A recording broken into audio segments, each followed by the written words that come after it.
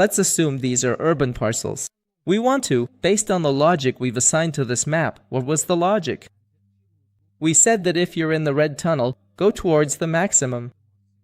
If you're not in the red tunnel, keep at least 10 meters of that height. Alright, so I'll write some code. The key to this mapping is that you absolutely have to create a CGA file. I'll name it, for example, mapping, so I know I'm writing about mapping. And here, as always, I start by giving it a start rule, and then extrude. The point is, in order for me to connect this map to the floor map, I need to use the attribute method we used before. If you remember, previously, to synchronize the data, we would write it exactly the same thing. We said if it was a number, it would be 0. If it was text, it would be in double quotes. Now, since it's a number between 10 and 30, we'll set it to 0. Now here, we say extrude, let the extrusion happen, and for the rest, there's no need to multiply this height by anything else, since we already said it's between 10 and 80. Now, we assign the code we've written to these parcels and run the generate command. What's the point here? The point is that every parcel located within the red tunnel moves toward the maximum height. That means here, it's 46 meters. But anything that's not in the red tunnel definitely has a minimum height of 10 meters. You can see that here, it's now 68. Why? Because there's more of the red tunnel here.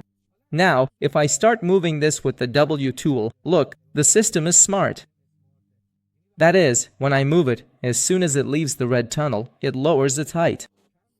So, that floor map is actually a map that has been given this feature, and the computer is recognizing it.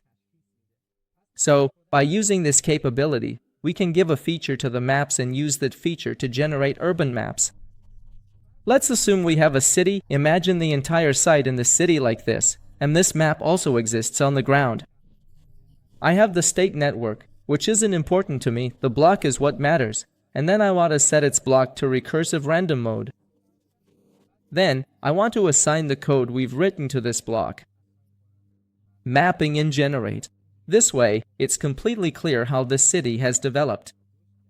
Now, I just need to assign a color to it in the code, and set it to 0.7, 0.7 so that this color is defined for us.